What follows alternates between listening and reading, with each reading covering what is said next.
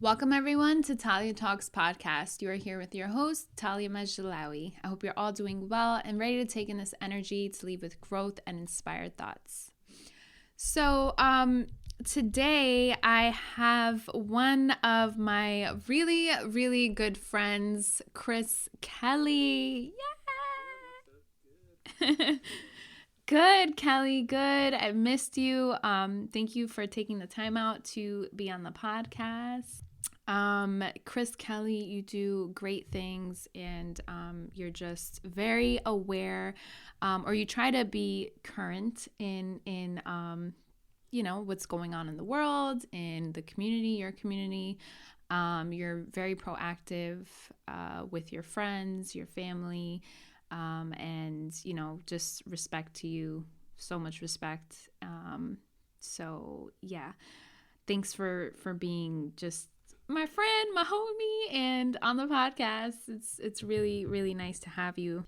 No, it's definitely dope to be here, and I appreciate. I mean, I know we've been kind of talking back and forth, so it's good that we finally got to get around to this, and I feel like it's definitely a time where it might be a little bit more needed, for sure. Definitely. So my boy Chris Kelly, I've been posting a lot about Palestine, or as us Arabs say, Palestine. Um, I've been posting a lot about this. A lot of my fellow Palestinian friends have been posting, Jordanian friends, Middle Eastern friends have been posting, and even non-Middle Eastern people, which I, applaud so much. And Chris Kelly happened to be one of those people. And, he was like, yo, like, I feel for you.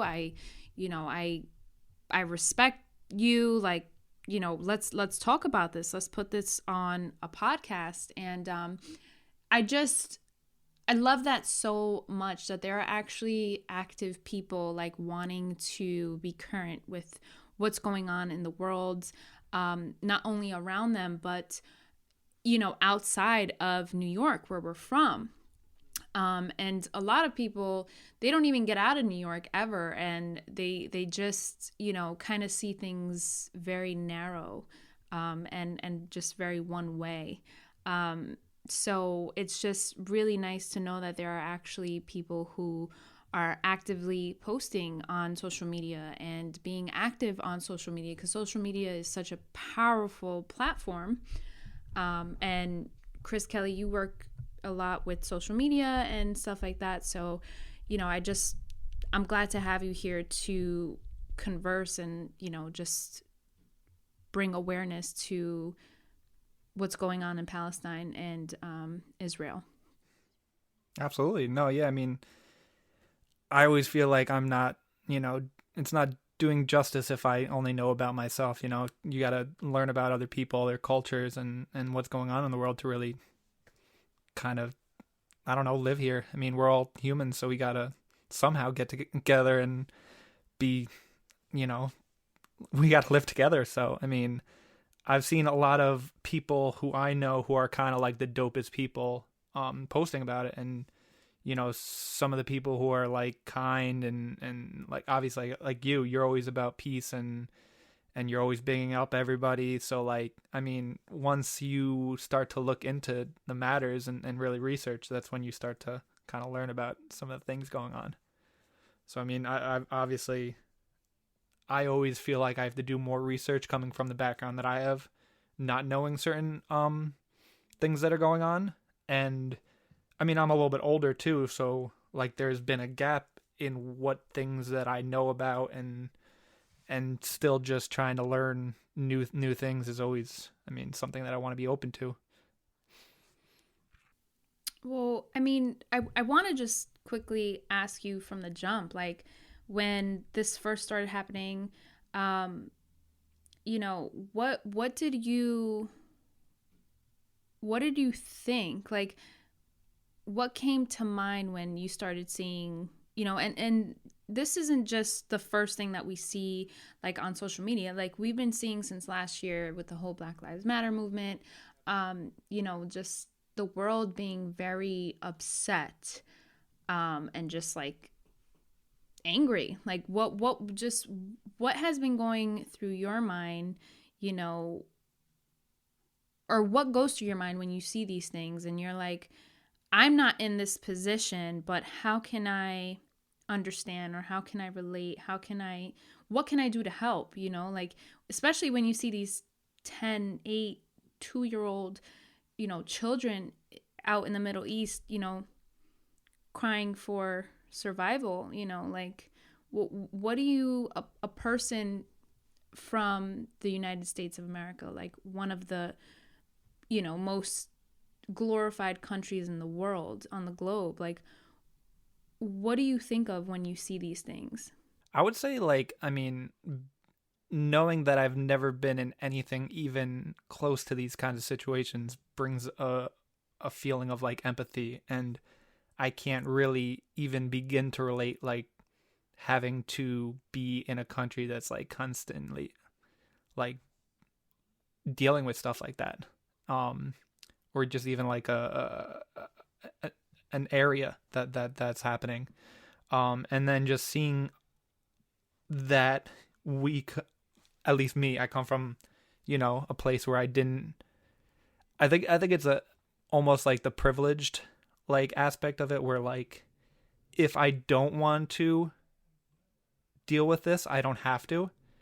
And that's something that I didn't want to do. Like, I want to kind of research it, learn more about it, like why are these things happening. But I just want to make sure that, like, it's always hard because you want to be informed about the things that you're talking about, but it's also about, like, when human rights and there's kids that are, being killed. It's tough to really turn a blind eye to stuff like that. I have been noticing on TikTok, like, there are these Israeli soldiers that post, themselves like doing this corny little dance, and they have like the Israeli flag and then the Palestinian flag, and then they'll start like, you know, shitting on the Palestinian flag and like be like, yeah, Israel. Like, I know that's so minute, that's something so small that I'm bringing out, right? But this is something that the world is seeing, like, young people are seeing. Like, I just, I don't understand why it is that people just shine light to these really serious matters in such a way of like, there's so much bias behind it, right? Like, why can't there just be some kind of peace, Like, I don't understand. I think, I mean, we have that mentality of, wanting things to be peaceful. And then I think there's other, when you've been in power so long and that's all, it's kind of like, and when you bring the positions of power and when you're constantly being fed like one narrative, I think that's when it starts to really dilute like what you believe in, and you kind of just really almost like fall into that narrative. Think about these people on TikTok or on the media, or people that are seeing this from an outside view, right? It's like, how do you even know what's right or wrong? Like, you have to do your research. You have to talk to people that are from, that have backgrounds from the Middle East, that have backgrounds from Israel, that have backgrounds in religion, because people are just making just these wild assumptions, just conversations. Some people don't even have these conversations. They don't even care, like, about what's really happening in their own society, in their own communities, in their own country. Like, how can they even care about what's happening in the world? It's not just with Palestine and Israel. It's more about like what's happening in the world around me. And that's the thing. We're so hooked on social media, but for the wrong reasons. Not everyone, but it's like we really need to know our history. We really need to dig deep in our history, and Or all like the whole inclusive history, not just like one portion of it. exactly. And I get so frustrated when I see, a news channel. Like my dad put this news channel, it's 610 on Verizon Fios, and it's pretty much like Israeli news. And everyone on there is just so biased because they're all Israeli. And it's just, it's crazy the way they speak, and I'm just, maybe I'm being biased, but it's just crazy the way they speak. They don't say the Palestinian people, they say the Arab, and it's like, it's the Palestinian people. Like they just sound very racist because Palestinians are dealing with racism. There are, Arab Jews in these communities that feel like they're not a part of, this religion, which religion there shouldn't be, color or anything like that. It's just, it's so frustrating, and people are really, really frustrated. Like imagine the people that are living there, how frustrated they are. It's I don't even know if frustration is the right word. I mean, when you're dealing with constantly being bombed and trying to like, I've seen videos of just like 10-year-olds just like breaking down, not knowing what to do. Like that's not what you should be doing at 10. You should be able to have a life. And that's kind of like when I equate like me growing up, being able to just go out in my backyard and, not have to worry about anything. Like if there was a war in my backyard, obviously I'm going to feel some kind of way. It's really just crazy what's happening just in our world and in the world around us. And on my podcast I really like to talk about just self-growth, self-development, mental health, and all these things that really matter to us individually, right? Because it's like we have to start with ourselves in order to be able to shine light on other issues outside of ourselves, right? So it's like, how can we be, like you mentioned, more empathetic? How can we feel empathy towards these children, towards these, mothers, these fathers, brothers, sisters in another country that are fighting for human rights, for, that are fighting just to live, to have water and food, how can we feel empathy? I'm asking you that question. But before you answer, it's like, do you agree that we have to start with ourselves as individuals? It's, I mean, I could say that cause obviously like knowing that, like watching these videos, it's really tough to watch. And I do have that, like, what more can I do kind of feeling a lot. Like I always used to be somebody who cared about, like, if I posted about certain things, like how are people going to view me? And just over the years, I feel like that can't be what drives what I post, because if I thought that this was something that people would judge me off of because I'm posting about it, like, then I wouldn't have posted about it. And then I just feel like, it's doing a disservice to myself and to the people who are actually going through it. And I think, like, having empathy still, I mean, there's still the times of like I know who I am as a person, but it's hard sometimes to convince other people.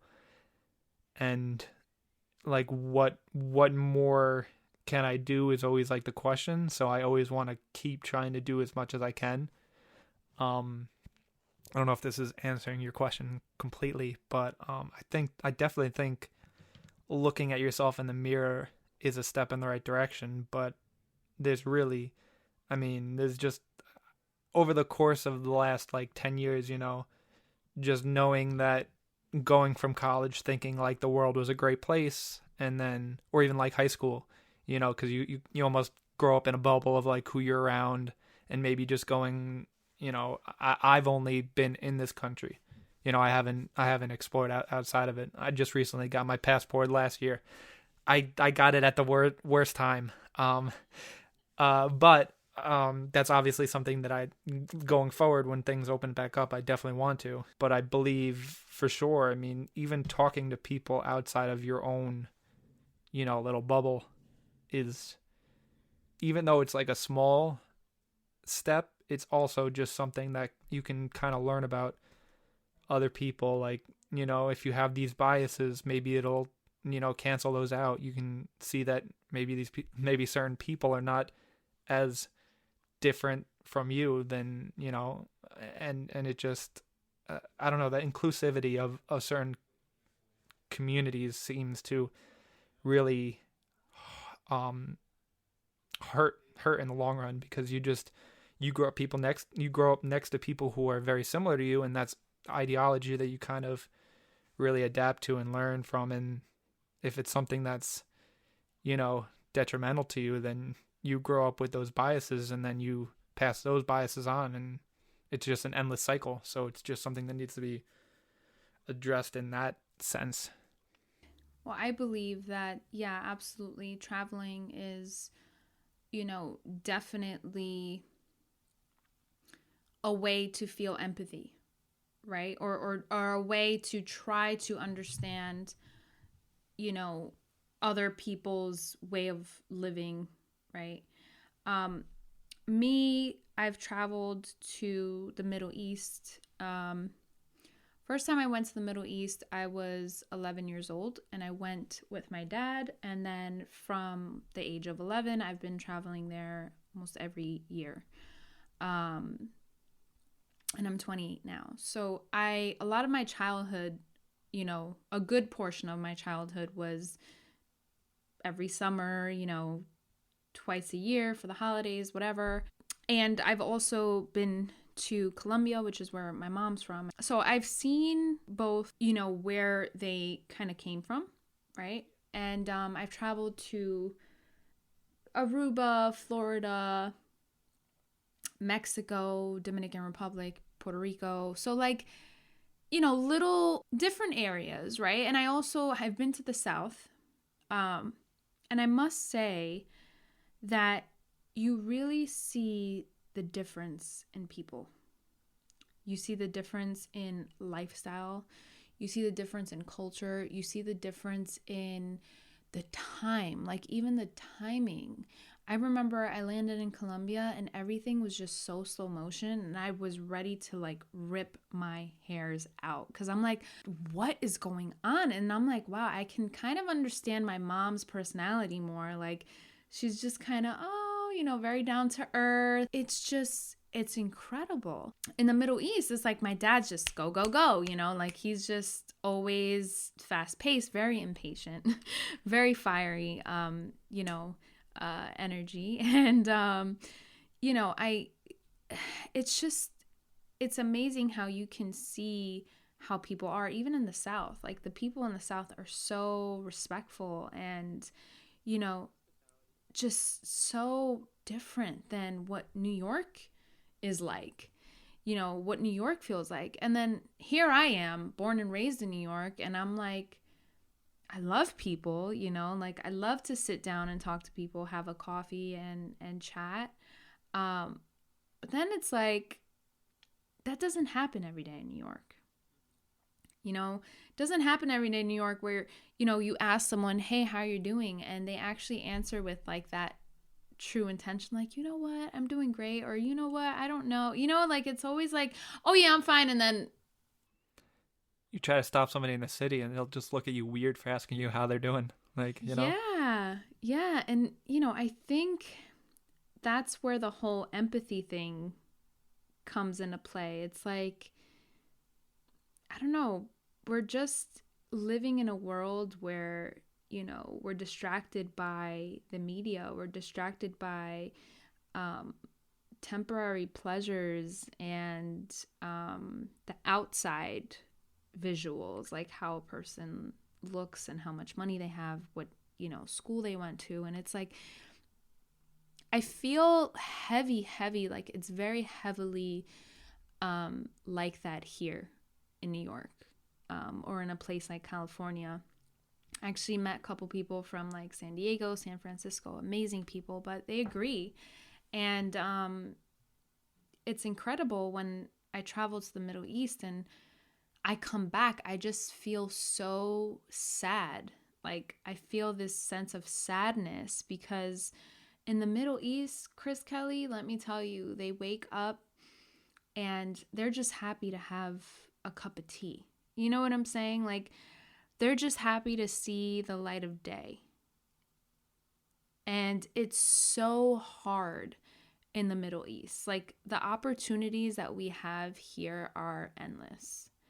And it's so sad to see people here complain about the silliest things because it's really, really tough in the Middle East and in Colombia, like, and in places like Guatemala, Nicaragua, you know, El Salvador, Venezuela, like this is all over the world, right? India, look what's happening in India.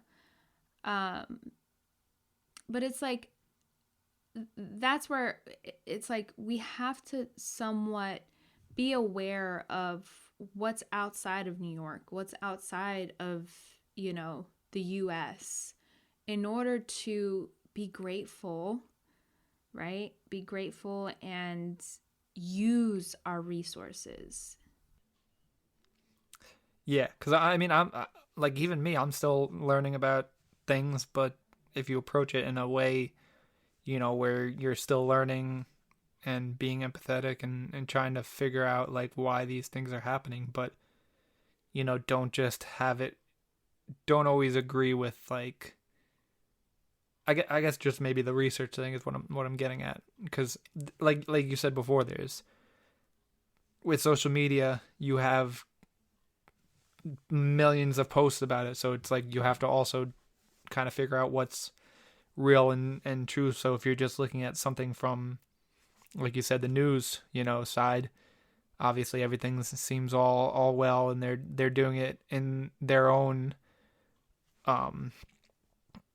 whatever, they're doing it because of whatever reason they are. But then you start to see, like, you know, all the real social media posts and stuff that's happening like on the ground, and that's when you really see the tragedies that are happening. It's like, wow,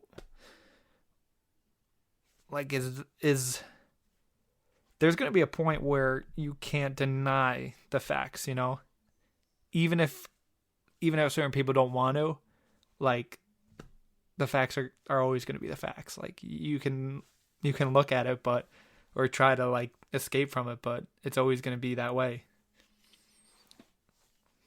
I love my country, but in the sense, like, I'm very blessed to be in a country like this one, but I just think it really needs the people's voice. I'm in like a like stage right now. I think we got to do a lot better for me to get back to that love stage. Let me tell you, this country's very, and every country's very corrupt. And I don't want to talk too much on here because then I'd probably get shipped by like an alien spaceship somewhere, and like, you know, because they're. You see that? They're saying that they need to release, 60 minutes. You know, they're talking about information on aliens. Like, let me tell you, there's so much shit that the government hides from us. It's incredible, and I get scared talking about it because I know we're being listened to right now. Yeah, you're gonna turn off the podcast and you're gonna hear. Yeah. Then, you know, Talia, there's a lot. Come out with your hands up. Even with a lot of places that. I mean, like, I can joke around about that, but I mean, there's places where that actually happens. Think about Korea. It's tough. Let me tell you, I just, there's a lot of things that, you know, happen in the Middle East, and America's involved, and that's all I gotta say. But I just, it's crazy, and it's like, you know, we can only do so much, right? We can only do so much, which is what you mentioned. We can only do so much, but I feel like if we educate our friends, our families on these sticky subjects and bring awareness to these topics, we something can happen, right?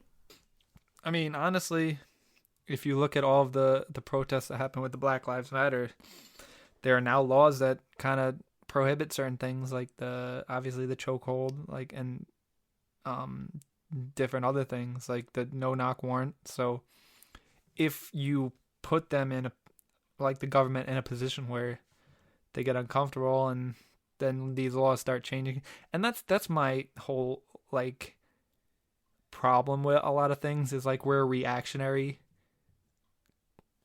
um society, I feel like, where it's like something has to happen for things to change. Like even like down to your like local communities, like you always have that like one street that's like dangerous, and you're like, we need a stoplight here, we need a stoplight here, and it like doesn't happen until like somebody dies.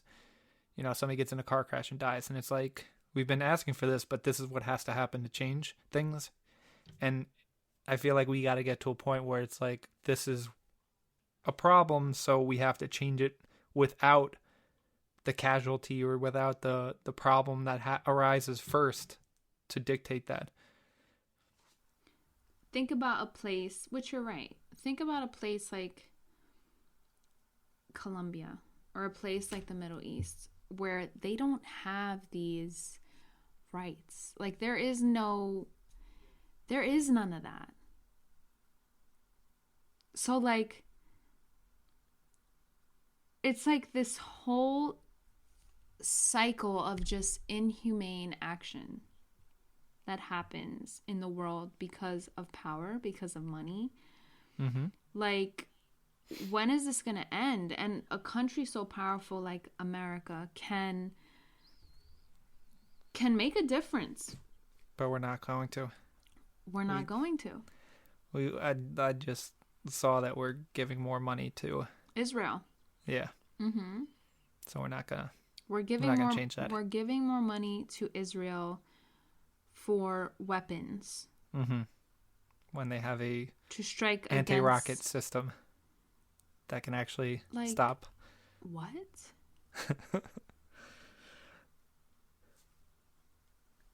I don't know. It's so sad what's going on in the world. It's really, really unfortunate. And these topics really just, it's so sad. Yeah, I mean, even like you have direct roots there. I mean, to go about like your daily functioning and still have to like worry about certain things, like that's like, how are you, I don't know. I always think like, how are you supposed to like perform tasks when your mind's constantly thinking about like certain things, or if like you have family there, like what they're going through, Fortunately my dad's immediate family is in Jordan. Yeah. That's good. It's like they're so close to Palestine, and I mean, my dad's half Palestinian. I mean, yeah. It just, it's very, my family, they lack resources, it's very, very sad. It's very, very sad. And my dad was fortunate enough to get out of that and be able to, build in such a place that offers opportunity for people who are willing to work.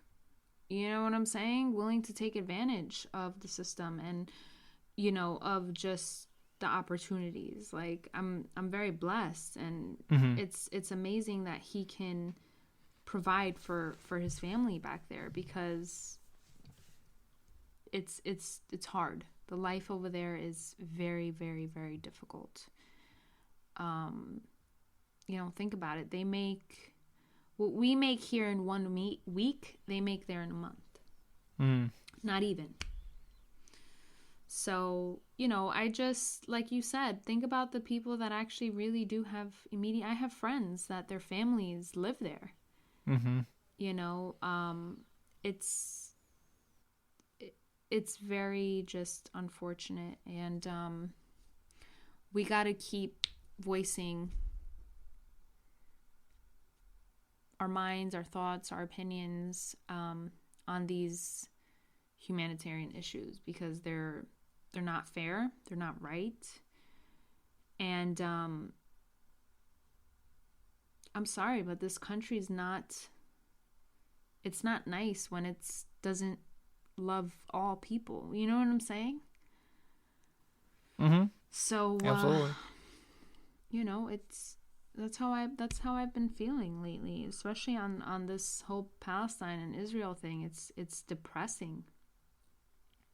It makes me feel like we're back in the whole Black Lives Matter movement, and it's not even here in America. Like this is Mm-hmm. happening in the Middle East, and I'm feeling like it was for my, you know, for my people here that were going through it. You know. Mm-hmm. And that's why, like, when I see, like, my friends who are going through struggles like that, that's what makes me really, like, kind of latch on, because, like, I don't want my friends to have to feel like this, you know? Yeah. Yeah. Yeah. So like off topic, let's talk about you know, this whole DJ Khaled thing. He was getting a lot of heat for, you know, not posting about Palestine. Like I saw one of my brother's good friends posted like this fat piece of shit, like this fat bastard, you know, hasn't posted anything, and he got a lot of heat. And then I saw this Palestinian dude. He was like, "Yo, this dude DJ Khaled, like he doesn't even know his own roots. So how is he going to post for Palestine?" And that hit home because it's like he takes so much from the culture and you're not even about it. And there's so many people like that. Like I don't know, that just profit off of culture, and they're just so fucking fake. I'm sorry. It's like, damn. I mean, I don't really know. I don't know DJ Khaled. I don't have his kind of money, his bank account, but I think I saw, didn't Bella Hadid do like a protest? Wasn't she in? she did. She did. Her dad is Palestinian. She was there. She was Yes, yeah. active. Like that's dope, you know. And that's what I'm talking about. That's where I was Mm-hmm. gonna get at. It's like, dude, you have a platform. Like, use it. I've definitely seen a couple celebrities, but I don't feel like right now it's um as much as like when the Black Lives Matter happened, because then you had like companies, you know, all these statements coming out, and so far you really haven't seen that with like any companies. It's really just people who, like you said, like, you know, Bella, who's got Palestinian roots, or like people who are trying to keep themselves informed. I think I've seen John Legend, Chance the Rapper, Mark Ruffalo were some of the ones that I've seen. But I definitely think, I don't know. It's just it's so important. Mm-hmm. Like you have a platform. Like please use it. You know. Um, but again, there's just so much corruption behind it. It's very very sad. You know, it's like Mm-hmm. deep down, I feel like they just want to wipe out Palestine and not have Palestine at all. Like Mm-hmm. they don't. It's like they want to do a genocide.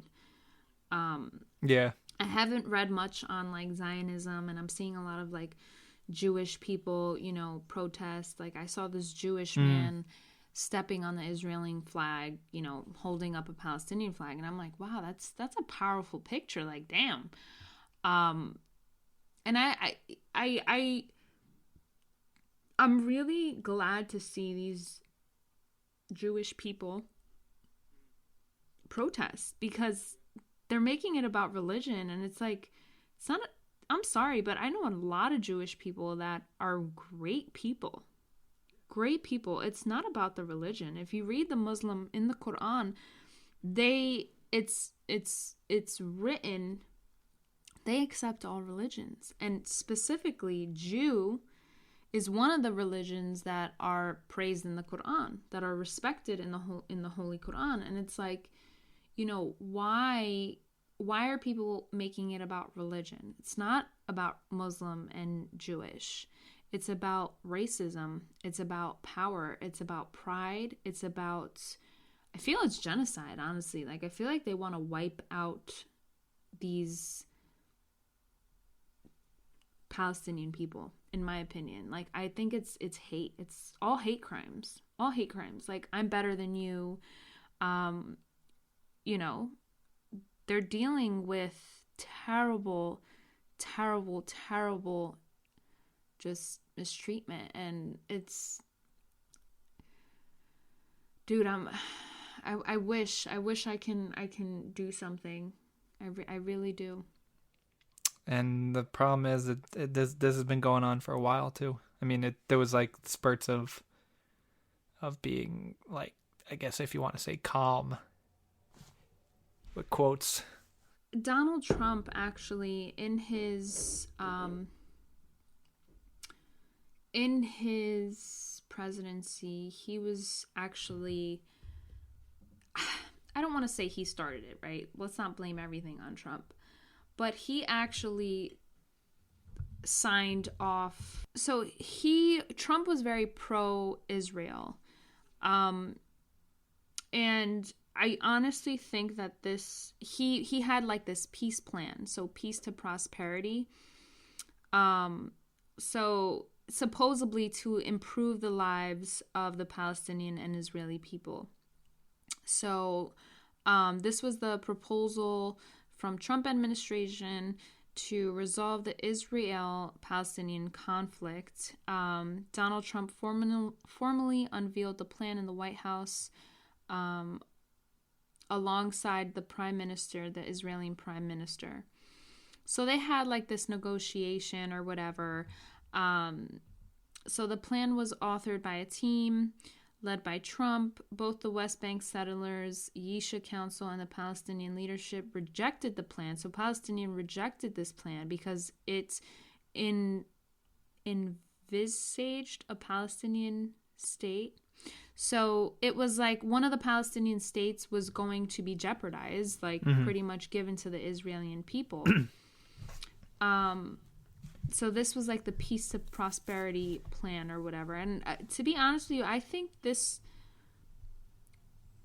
all started in the Trump administration. Like, to really, really get heated like this, it was like this whole peace plan that he made the deal with the Israeli people. I read a little bit just now from what I saw, but I actually heard this from a family member of mine, because they're, they know more than we do here, like straight from the Middle East. They're really know there, yeah, they know the politics. But it's like, I think it's all money. I think it's all power, and it's so unfortunate that people with scarcity, or like scarcity, like people that don't have money, opportunities, nothing, like no say. It's like, fuck it, we're just taking your fucking home. That's the main thing about it. That's it. You're nothing. You're nobody. You don't live here anymore. Nothing. You don't do nothing for the government. You don't do nothing for anybody. That's how they think. It's disgusting. But I'm glad that we're having this discussion, and it's not like we know politics. We're not politicians. We're just human beings just talking about things that are happening in the world and are affecting our friends, our family, I don't know if you've heard anything, but I between the conflict, with the whole, firing the rockets and stuff like that, you always hear like the response like, but Hamas, right? Yeah. But is there any real response that you've heard to the beginning of it, of like the actual taking of the homes? Is there anything that's like you've heard? No. No, right? It's Because it's disgusting. I've always heard the but Hamas, but I haven't heard anything about It's the original it's like problem. disgusting. Okay. This is Just why I was saying when you put on the Israeli news 610 FIOS, they always say the Hamas, the Arab, they're pointing the finger on these Palestinian people that don't have any kind of resources, any weapons. They don't have any of this, right? Like to fight the people in the street. Like it's they're saying that it's these Hamas people, but it's like what made them do this? it always gets to a tipping point where people and Are they that's talking about, I'm sorry, Chris Kelly, are No, they yeah. talking about them bombing the mosques, even the churches, the holy churches in Jerusalem? Like they were throwing bombs in sacred holy places where people pray. Like, come on. That is like a little absurd. Recently it was Ramadan, like, it was war, havoc. And it's like there's no kind of, it's disgusting. Nobody's talking about, what these Israeli people are doing. Why? Because America are allies with Israel.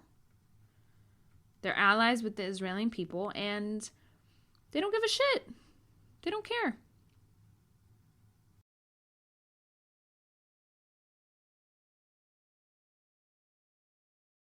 And you know what? It's sad, but I am born and raised in New York. I'm an American citizen, and guess what? I feel for the people of Palestine. And even, I'm sure there are people in Israel that are 100% against this shit. I can see it. I've definitely seen like TikToks and stuff that have Yeah. And that live there. I can totally see it. Mm-hmm. But it's like, can we come to an agreement? Like, leave the Palestinian people alone. And then again, it's like America always portrays these Arab people, quote unquote, as these terrorists, bombing people, rocket launching people, and it's like, why? Yeah. Do your research. What is the history? Why? That's the key. The history is always the fun part of what everyone leaves out. And I think that's always the easier way to make yourself look better. Yeah. Man, I'm telling you, I get really frustrated when I think about this stuff. But anyway, I'm gonna end, the podcast here if that's okay with you. That's fine. I mean, I definitely off air we can definitely still talk. And I definitely want to learn more. No, always. yeah, totally, we will. I mean, to keep this short, to educate you and my fellow people, like on my podcast or anyone that wants to listen, it's like this has been going on for a very, very long time, and it's not that the Muslim people are bad. It's not that the Palestinian people are bad or the Hamas are bad.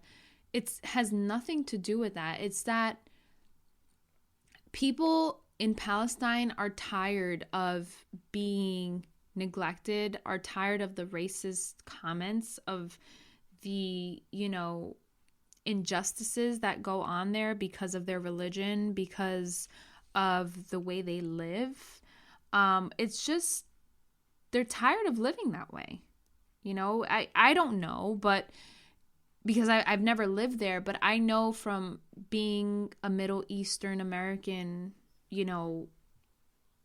woman, born and raised in America, like, and my dad being Muslim, like my brother's name was changed when 9/11 happened. He had a very Middle Eastern name, very Arab name, And off of the fear Yeah, my dad was fearful. He changed his name. He didn't want my brother to get bullied in school. Like, why do we have to take away someone's culture or religion or belief system because someone else doesn't like it? Like, because it makes somebody else uncomfortable. Yeah. Yeah, this is, my dad's name. He changed his name, we have to, like, I don't know if you've ever watched Rami on Hulu. I recommend it, but like, you put American flags outside on your lawn because you want to be pro-America, and it's like accepted. And accepted, and it's like, why? Yeah. I just, there's just so much hate in the world, and just being an ear, to people is important, and not just going off of what you see on the news, and thinking that Muslim people are dangerous or Muslim people are terrorists. Like, that is the farthest thing from Islam. So yeah.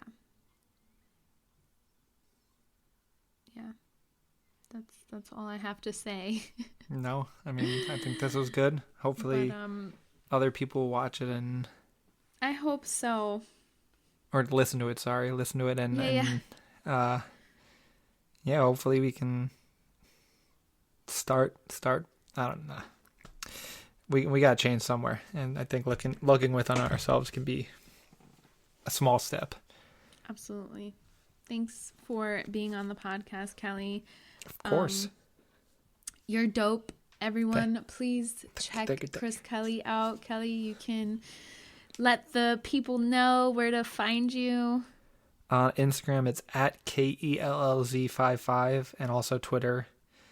And probably anything social media related will have some form of at Kells55.